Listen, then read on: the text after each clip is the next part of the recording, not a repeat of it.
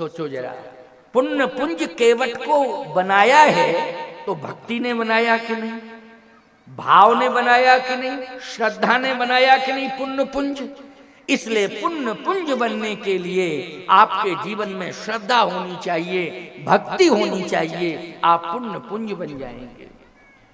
अति आनंद उमगी अनुरागा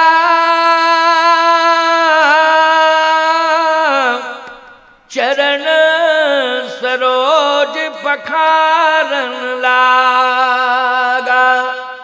भगवान के चरण अरविंदों को पखारने लगा। जो चरणोदक हाथ में लिया और जैसे ही पान करने लगा तो रुक गया।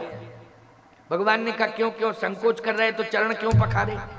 जैसे आप किसी महात्मा महापुरुष के चरण पखारें और हाथ में उसका चरणोदक लें और यहां तक चरणोदक पहुंचे और फिर वापस कर दें, तो वो महापुरुष यही कहेगा क्यों भैया, जब श्रद्धा नहीं थी तो तुमने पखारे क्यों चरण, और पखार भी लिए थे तो हाथ में क्यों ले लिया चरणोदक, और हाथ में अगर ले भी लिया था तो ऐसे ऐसे कर लेते हो गया।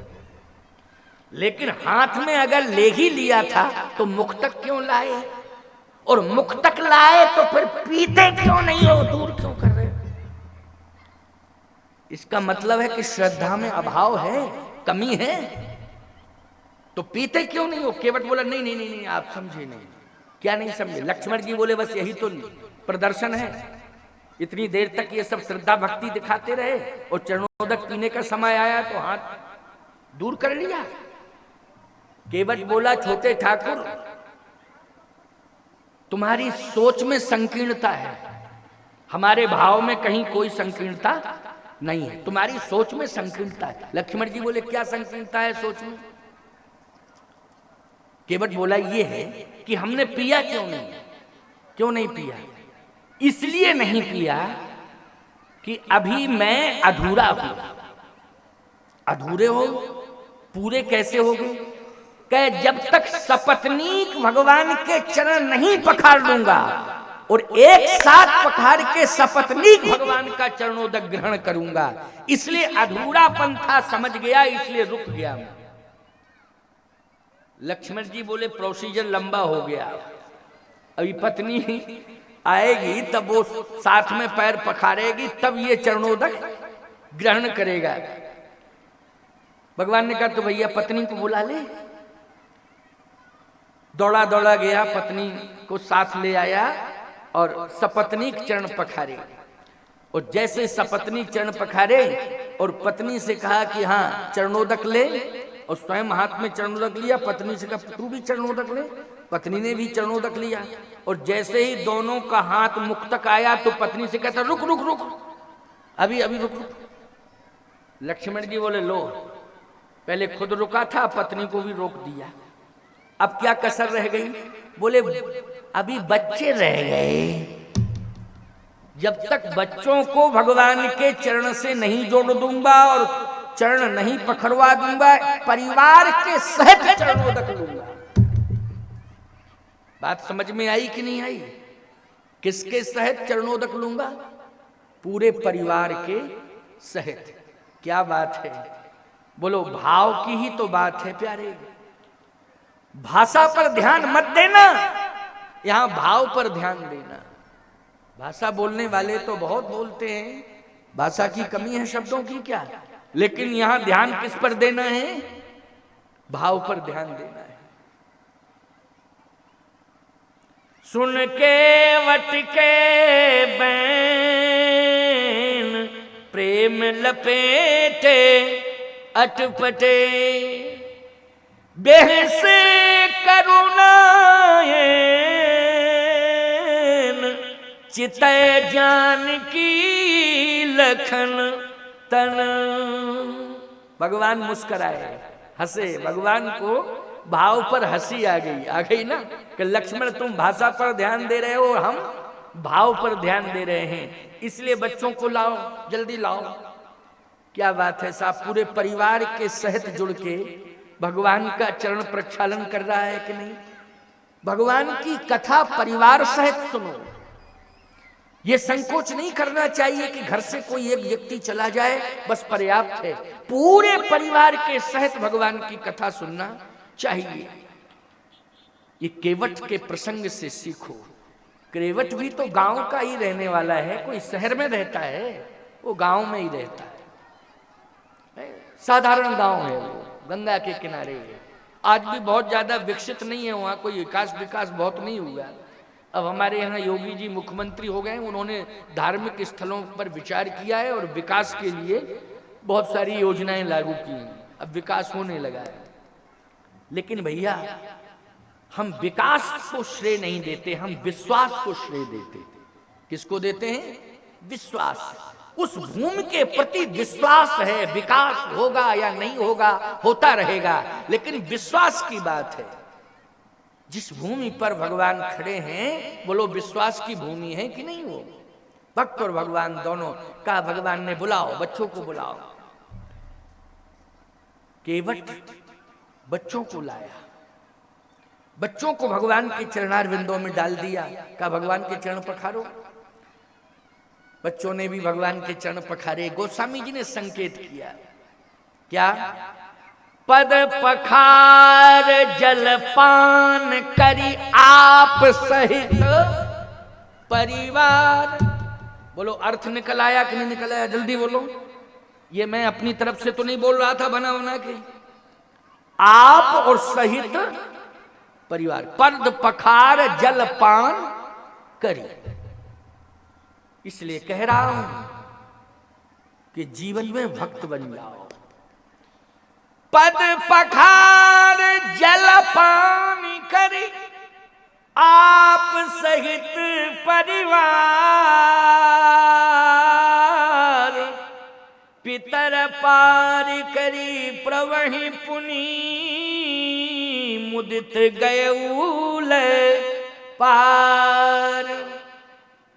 अब कहता है भगवान से, प्रभु नाव में बैठ जाओ। देखो सबको चरणोदक दे दिया भगवान का, मिल गया सबको चरणोदक कि नहीं? इसलिए कहता हूं कि चरण से ज्यादा महिमा है चरणोदक की। चरण क्यों धोए जाते हैं? धुलवाने वाले को ये आशा नहीं रहती है कि चरण धोए जाएं। जैसे आप हमारा चरण धोते हो तो मेरे मन में इच्छा थोड़ी है कि तुम चरण धो, ठंडी में तो और इच्छा नहीं होती। जल लेके आते हो तो करंट सा लगता है, अरे रहने दो, रहने दो, रहने दो, क्योंकि ठंडी है। तो बहुत इच्छा थोड़ी रहती है कि चरण धो, लेकिन उसमें धोने वाले का स्वार्थ है, क्योंकि उसे चरणोदक मिलेगा। अच्छा, हमने कई बार ये प्रयास किया कि जल ले आए तो हमने कहा अच्छा चरणों में ऐसे छिड़क दो, हमारा धोएंगे, ऐसे छिड़का छिड़की नहीं, धोएंगे। अरे भाई छिड़क दो जल और क्या है, प्रक्षालन हो जाएगा, लेकिन धोने की क्या जरूरत है? कहे चरणोदक लेना है।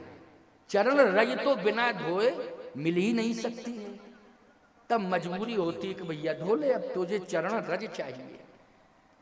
ऐसे ही केवट को चरण रज चाहिए, अकेले नहीं पान करना चाहता, पूरे परिवार के सहित वो भगवान का चरणोदक लेना चाहता है, चरणोदक पान करना चाहता है। अब कहा अब नाव में बैठ जाओ। भगवान ने कहा ठीक है।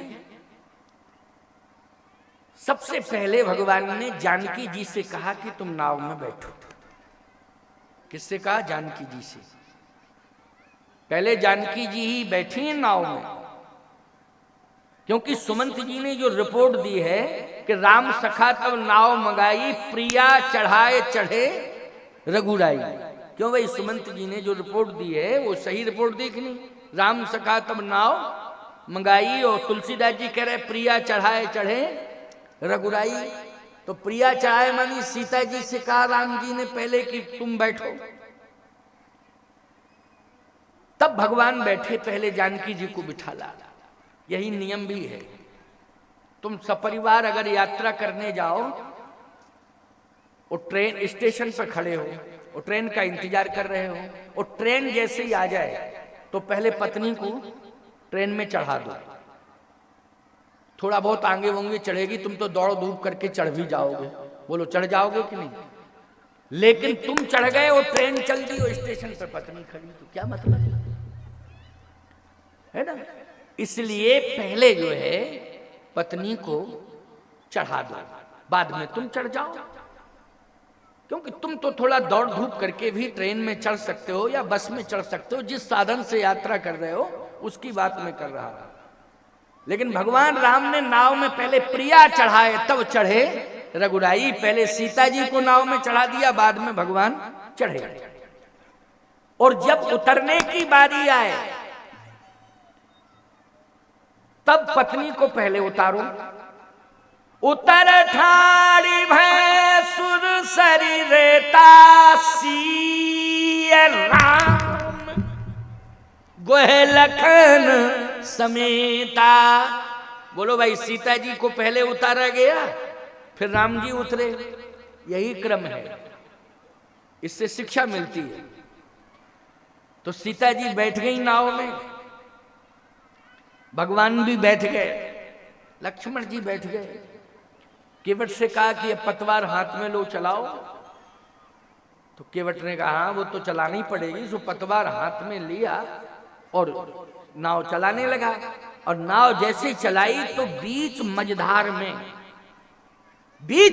में जैसे नाव पहुंची तो उसने पतवार ही छोड़ दी। जैसे पतवार छोड़ी तो लक्ष्मण जी बोले भैया भैया भैया खतरा खतरा खतरा। भगवान बोले क्या हो गया? अरे बोले पतवार छोड़ दी इसने। अब पतवार छूट गई है तो खतरा। वो बीच मझधार में नाव भी भंवर में फंस गई, चक्कर काटने लगी। लक्ष्मण जी बोले अब तो खतरा है भैया खतरा। भगवान ने कहा केवट ये तुमने पतवार क्यों छोड़ दी? तो कहता है भूल हो गई, क्षमा करो। भगवान बोले भूल हो गई? भूल तो हमसे हुई जो तेरे विश्वास में बैठ गए। अगर ऐसा जानते कि तू पतवार छोड़ देगा तो हम काहे को बैठते तेरी नाव में। लेकिन भूल हमसे हुई जो विश्वास पर बैठ गए। वो बीच भंवर में नाव आई और तूने पतवार छोड़ दी, कहता भूल हो गई। किस बात की भूल?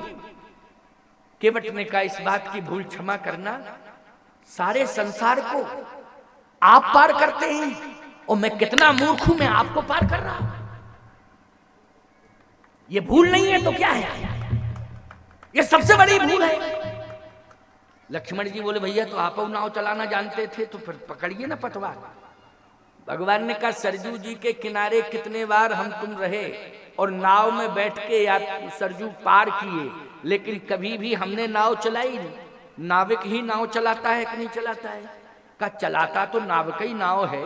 कहे अगर मैं नाव चलाना जानता होता तो नाव कभी भी मैंने सरजू जी में चलाई? कितने बार हमने सरजू जी में नाव से यात्रा की लेकिन नाव नहीं चलाई। तो कहे ये तो कह रहा है, कहे वो कह रहा है तो कह रहा है, उसी को मनाओ, उससे प्रार्थना करो। क्योंकि भैया एक बात बतावे आपको, ड्राइवर अगर स्टीयरिंग छोड़ दे तो उस समय नाराज मत हो। ये कहो भैया तेरे जैसा ड्राइवर तो हिंदुस्तान में है ही नहीं और तेरे ऊपर मुझे पूरा विश्वास है। मैं बेटे पे नहीं करता हूं विश्वास जितना तुझ पे करता हूं। थोड़ा स्टीयरिंग पकड़ ले, बहुत अच्छा ड्राइवर है तू। शायद समझाने से वो समझ ले और स्टीयरिंग पकड़ ले और तुम्हें मंजिल मिल जाए। बोलो भाई मंजिल मिल जाए। लेकिन नाराज होगे तुम तो वाहन खतरे में चला जाएगा कि नहीं चला जाएगा? और इतना खतरा पैदा होगा कि अस्पताल के लायक नहीं रहोगे। फिर ऐसी कंडीशन हो जाएगी। भगवान ने कहा लक्ष्मण नाराज होने की जरूरत नहीं, उसको मनाओ। तो लक्ष्मण जी मनाने लगे तो पहले तो पतवार छोड़ के बैठा था नाव में और लक्ष्मण जी ने जैसे ही मनाना शुरू किया तो लेट गया, नाव ही में लेट गया वो। और जैसे ही नाव में लेटा, अब बड़ी अच्छी बात है, इसको सुनना, ये महत्वपूर्ण बात है। नाव में लेट गया, लक्ष्मण जी ने कहा मनाने से उल्टा और हुआ, नाव में लेट गया। अब इसको उठाओ। भगवान ने कहा क्यों लेटे हो? लक्ष्मण जी भी कहने लगे नाव लेटने की जगह है, मझधार में नाव फंसी है और तुम लेटे हो। क्यों लेटे हो? केवट कहता है इसलिए लेटा हूं कि हमें भगवान पर विश्वास है।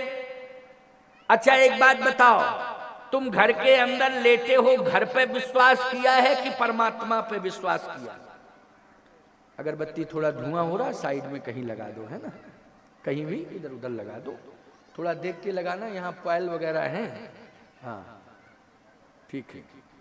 थोड़ा क्या है कि धुआं नाक में आता है ना तो खांसी की शिकायत फिर दिक्कत हो जाती है, इसलिए कोई भक्त ये ना सोचे कि हमने अगरबत्ती लगाई महाराज जी ने उठवा दी। ये तो अभी अगरबत्ती उठी है, थोड़ी देर बाद हम उठ जाएंगे, क्योंकि उठ जाना तो पड़ेगा ही, वो तो नियम है। लेकिन सम्मान हो गया है, सम्मान हुआ कि नहीं अगरबत्ती का? भगवान की आरती कर ली और सम्मान भी हो गया, अब व्यवस्था के अंतर्गत।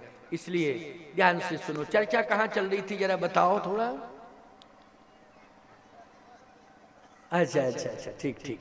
हाँ, तुम लोग अच्छे श्रोता हो, हम ये नहीं कहते हैं कि हम तुम्हारी परीक्षा ले रहे हैं, नहीं नहीं, श्रोता अच्छे हो, लेकिन कभी कभी हमें भी थोड़ा समझना पड़ता है कि सुन भी रहे हो कि खाली बैठे ही हो। अच्छे श्रोता हो, सुन रहे हो और समझ भी रहे हो, बहुत अच्छी बात है।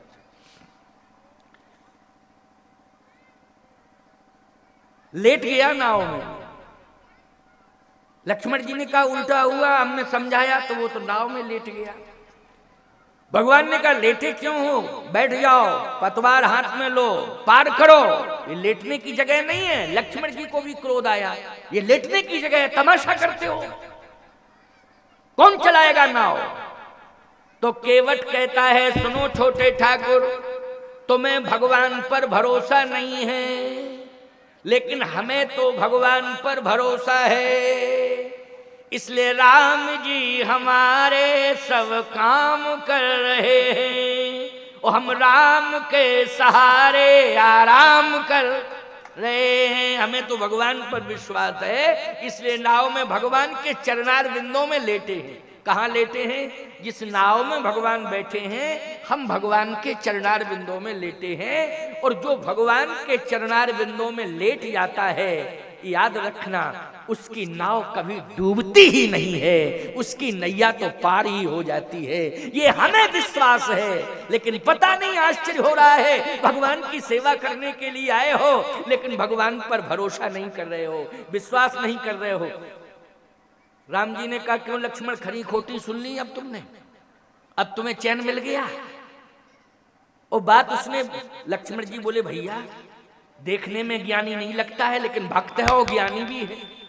इतना ज्ञान उसे जितना हमको भी ज्ञान नहीं है, बड़े बड़े ऋषि मुनि महात्माओं को इतना ज्ञान नहीं है जितना इस भक्त को ज्ञान है।